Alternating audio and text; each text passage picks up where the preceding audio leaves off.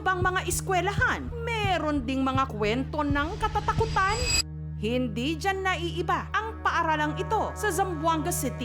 May narinig po ako na parang may tumatakbo. May nararamdaman po ako na palamig sa bato ko. Marahil sasabihin ng iba, baka stressed o pagod lang ang mga teacher at estudyante. Pero paano kung ang kanilang pinagkukwentuhan bigla nang nalitratuhan?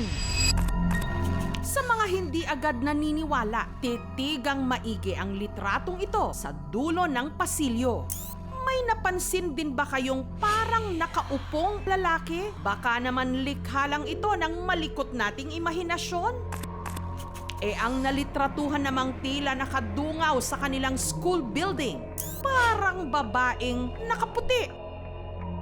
Ang mga litrato, kuha nito lang nakaraang buwan sa second floor ng Building D. Around 7 p.m., yung isang batchmate ko namin, randomly nagpipick. Parang may napansin siya sa picture na nakakaiba. Mataas po siyang lalaki, tapos nakaupo po banda sa likod po namin. Black lang po yung nakikita ko sa mukha. May balahibo pa na, ay parang totoo ito. Tatakot na po ako kasi ang uwian namin gabi na baka magparamdam na naman siya ulit. Noon po kasi morning shift po kami. Pumupunta po ako ng 4 a.m. or 3 a.m. po dito. Paminsan nakakarinig po ako ng footstep dito po sa may D16 po. Sina Manuel at Vince agad isinend ang litrato sa kanilang teacher na si Richie. Hindi ako nagbibili kung totoo ba yung picture kasi naisip ko din dahil sa mga apps na yun, pwede tayo mag-create kahit ano, baka filter. Pero Nabilib ako una-una dahil si Manuel isang sakristan at kilala ko tong bata. Hindi yan nagsisunong ng asinungaling. si Richie mas naging bukas sa pagkukwento. Kinabahan na lang po kasi may experience ako dati dito.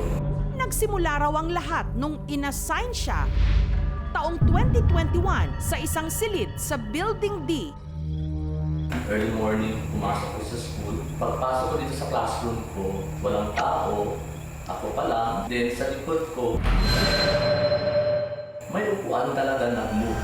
At hindi raw yon ang una't huling pagkakataon na para bang may nagpapapansin kay Teacher Richie. Pupunta sana ako doon para mag-ihi. So, hindi ko lang natuloy.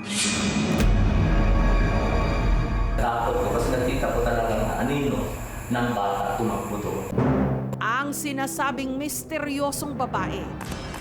Ang siya naman daw na litratuhan ng isa pang estudyante. Ipinost online ni Teacher Richie ang mga litrato.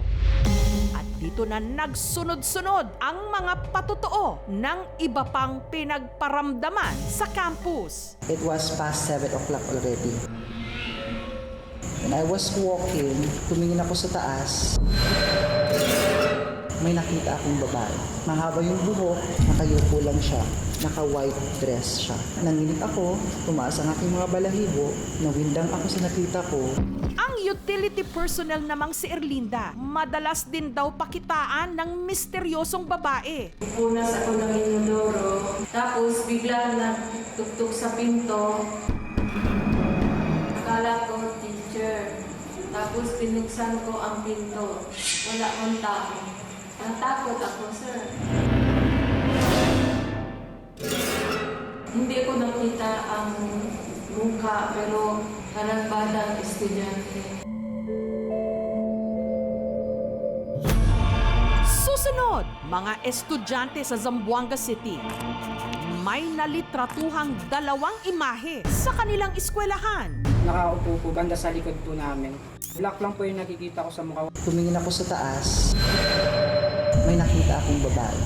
Pero sino nga ba ang mga nagpapakita sa kanilang campus? Yan daw bata, patay na 1 week ago. Mapasok pa din sa school. What I can tell ay hindi siya edited.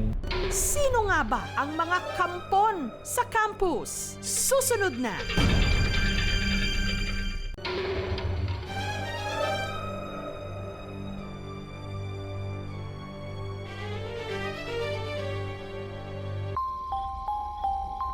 Para mabigyang linaw ang misteryo ng mga di umano, hindi matahimik na kaluluwa sa campus.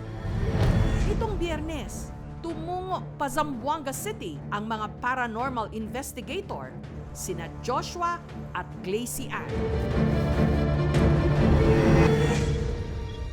Pagpasok pa lang nila sa Building D, sina Joshua at Glacy Ann agad daw na may naramdaman.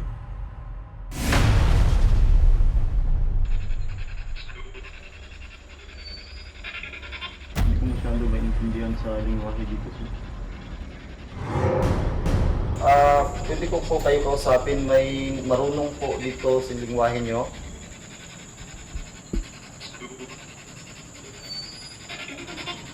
Repeat nyo po. Naga 4K means bakit? Tinatanong tayo kung bakit tayo nandito. May gumalaw.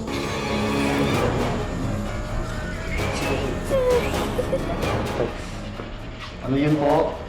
May motion na na-detect yung catball. Yung EMF na tumaas yung frequency. Catball dito talaga sa hallway na talaga.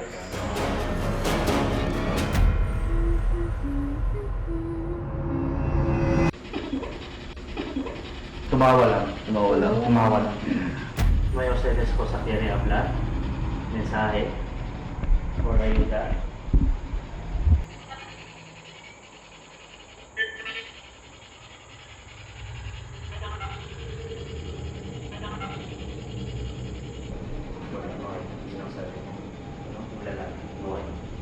Lalaki po, sir? Wala. May lalaki.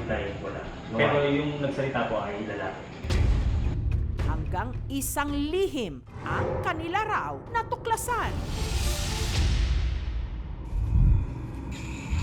Osakel? Ayuda? Ayuda? Tulong daw. Ayuda is ayuda. May nagsabi ng tulong, babae. Ayuda. Mga narinig natin is yung Chavacano words, i-translate ko na into Tagalog. Wala. Tulong. Tumatawa. Boses ng iba't ibang tao. May lalaki. It bring back memory na ito, na-experience ko ngayon nung high school at saka ngayon. Same experience, feelings. Minsan may nakikita pa akong shadows here and there. Medyo hindi kasi ganun ka-convincing yung spirit box. Kasi maaaring yung mga audio na pumapasok doon is mga kasama lang nila. Pakibalik po yung sinabi mo kanina. Yung mga maririnig ka doon na parang malayo, malapit, o yung nga, may nagtsatsabakano pa nga na nagsasalita. Kung entity yun, hindi yun ganun ka-fluent magsalita eh.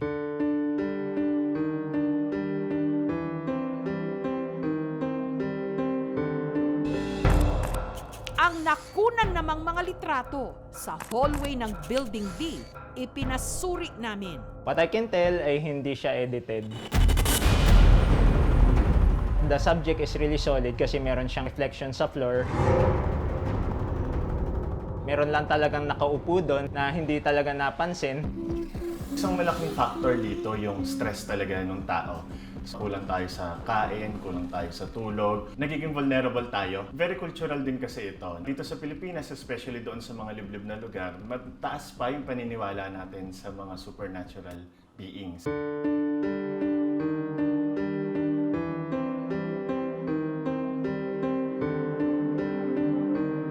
My main intention to let the students be aware na kailangan natin talaga increase our faith sa may kapal. Kasi karamihan ngayon, mga kabataan, hindi na marunong magdasal. Bahagi na nga yata ng buhay eskwela ang mga kwento ng kababalaghan, pero hindi sana ito maging sagabal sa pag-aaral ng mga estudyante, kundi magsilbing paalala na sa lahat ng pagkakataon, buong tapang nating harapin ang anumang kinatatakutan. Thank you so much mga kapuso. Kung nagustuhan niyo po ang videong ito, subscribe na sa GMA Public Affairs YouTube channel. Don't forget to hit the bell button for our latest updates.